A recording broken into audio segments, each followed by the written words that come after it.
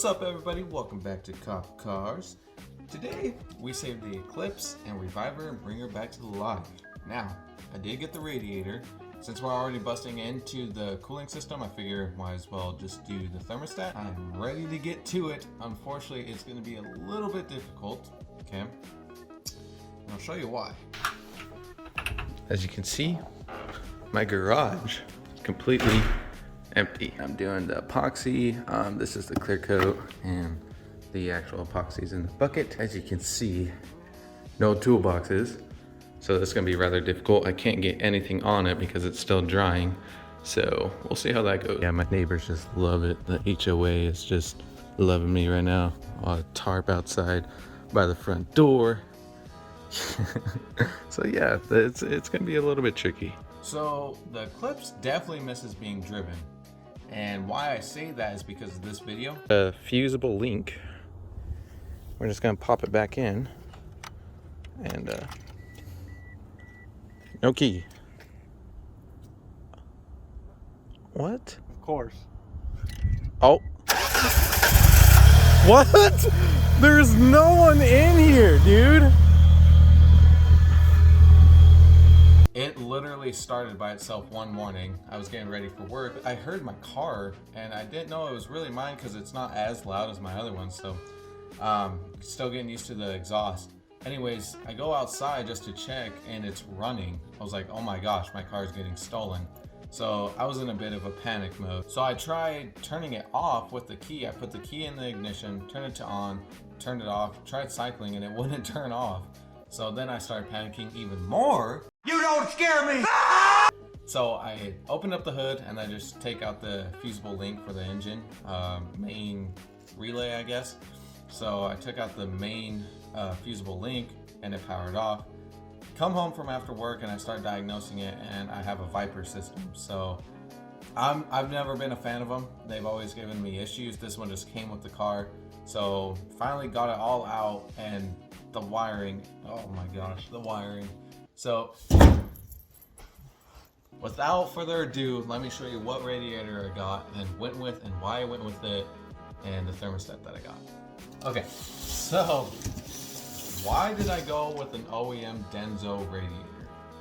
There's two reasons. One, because I'm actually pretty dumb sometimes. And two is I had $20 to Rock Auto. So I had a gift card and I figured I haven't used it in forever, so this would be the time to do it. I don't know. Some of it was just confusion. I read on the forums that, of course, some early models required an external transcooler, and the 98 or 97 and 99 DSMs, they already had one built into the radiator. So a lot of it didn't really make sense to me, and I was already like frustrated and panicking trying to get my car running. So I figure I'd just go with the OEM replacement. I'm gonna regret it later, I know this, and I'm just gonna have to replace it again. But with that, I'm hoping that we'll have a lot more performance parts and go fast parts. That way, you know. So we're gonna hold off on the radiator. I'm gonna do this tomorrow because the city of Nampa was working on the roads out here in the neighborhood, so it wouldn't make sense to do it. So instead of working on the car, I took the time and did this. Yes, just got done epoxying and laying down the little paint chips, and it is looking good. I am super stoked. I cannot wait for this to dry. 24 hours, and then I gotta lay down the clear coat, and after the clear coat, 3 days until I can bring everything back in. Let's just wrap into tomorrow. First things first, we gotta drain the whole cooling system. All right, so it's kind of a tight fit for me because my jack sucks, but you're just gonna take out this drain valve right here, let it all drain into a bucket.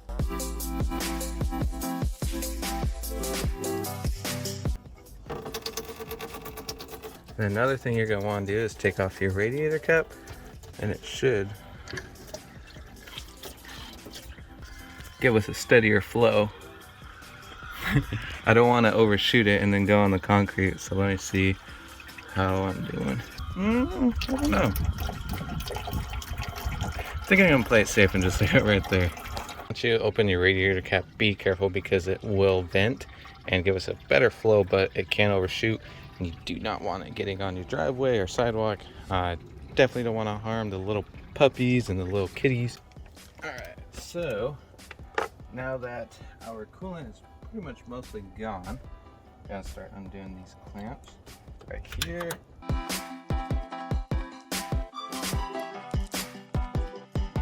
just gonna remove this.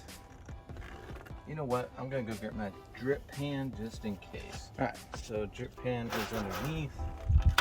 I'm gonna slide this one off. Drip on the pan. Alright, I'm gonna set this on the ground. So these are held in by 12 millimeters, so go ahead and get these brackets off.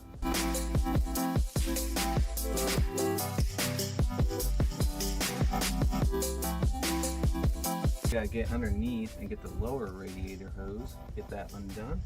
So let's go underneath. Mine's all good and corroded and in a place that it's kind of hard to reach. So I'm gonna get that done, come back to you guys. Now that we have our cooling system drained, we're gonna take out the electrical fan plugs. There's one right here by the reservoir. And another one should be right here, depends, but let's go ahead, unplug them. Maybe. So it looks like on mine they zip tied the actual cable to this. Definitely not factory. So let me get some cutters and get this cut.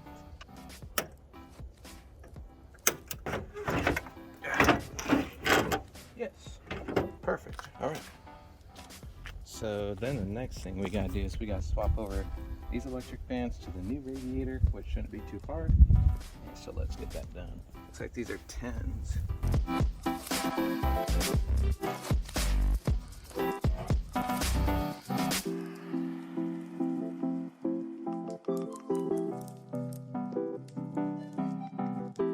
I don't know if these are a different size of bolt or what, but neither of these are lining up like they should. Alright, so getting to the conclusion that those bolts that were on there aren't long enough for this aftermarket one.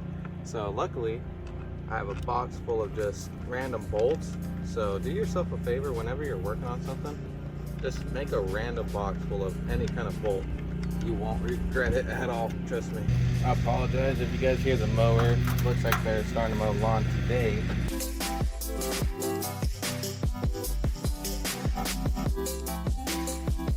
Now, let's put these brackets back in.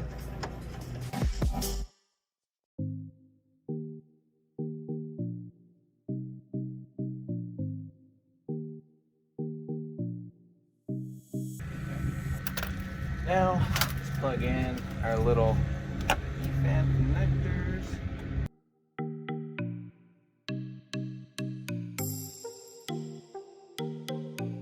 We're going to replace the thermostat housing, so let's not do that yet. What you're going to want to do now, go ahead, go back underneath, attach the lower coolant hose, any brackets that you might have taken off, and get that all reattached and out and installed. So go ahead and do that, and then we'll move on to the thermostat.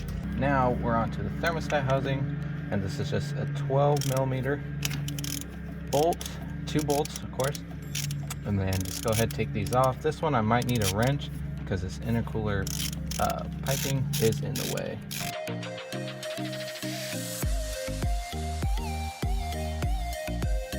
Alright, now I got both of them out. Let's see how much coolant pours out. Ooh, okay, nothing. So I'll put that housing to the side. You're gonna wanna pay close attention to this. A lot of people don't know, but do you see this little little jingly dingly thing? Yeah, so that's where air bubbles. This needs to be at the 12 o'clock position. That way any air bubbles that do come up can escape through this little guy right here. So now I'll just take it out like so. I don't like this, how it doesn't have any gasket. It doesn't have a gasket like the other one. So I was just gonna get this seal off the old one, put it on this one, but as you can see it's pretty tattered up. So let's find another thermostat. So went to the local O'Reilly's and picked up a Murray Plus. See that? Plus thermostat with the seal. There's only one thing left to do with this old part.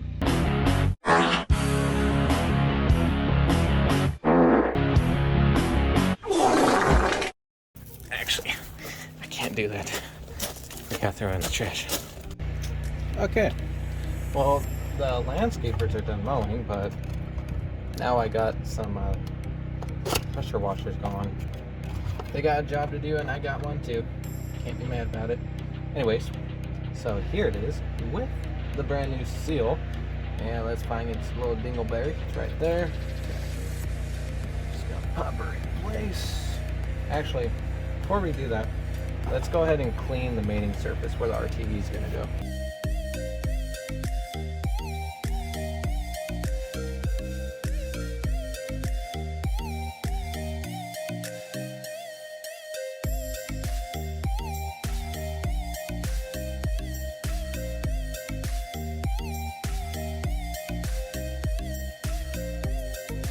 I got the thermostat installed, got these snug. Supposed to get it a little bit tacky. It says up to an hour, but I like to wait a little bit, just enough to where it's tacky with your fingers. Then snug it where you normally would. I also did this top part just to prevent any future leaks and did a reseal. It looks like the back of it over here was starting to leak, seep out a little bit, but as far as that goes, everything is in. Unfortunately, with this stuff, you do have to wait about 24 hours until you can fill it with coolant. Just gonna go ahead and get the upper radiator hose back on. That way tomorrow should be all good. All we need to do is just burp it.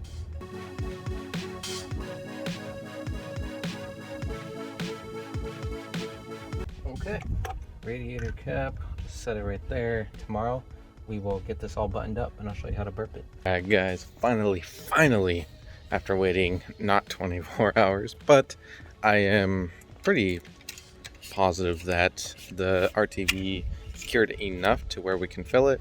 I really just missed my car and I really want to drive it again, so let's get to burping it. Pour it in. Squeeze the air hose, get air bubbles out, help it drain. Alright, so let's start the car. You're gonna crank your heat all the way and you're gonna turn your fan all the way on.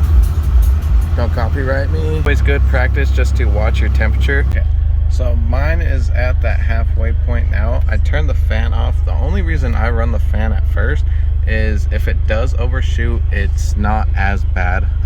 You still have the fan to at least cool a little bit of it. I turn it off. That way it heats up a little bit more because I'm noticing that my upper radiator hose is a lot warmer than the lower, and the lower is still cold, so definitely need this to heat up a little bit more so it opens up that thermostat. So this is pretty hot. That's equally as hot. I'm just gonna squeeze out anything left. I think all the air bubbles should be out. So I'll try to do this without getting burned. Put the stopper back in. Alright. Guys, I had to run inside to change out my dirty pants. We're gonna be wrapping it up here right now. I definitely appreciate the comments. I have some money saved. I don't know what I want to buy next for the Eclipse.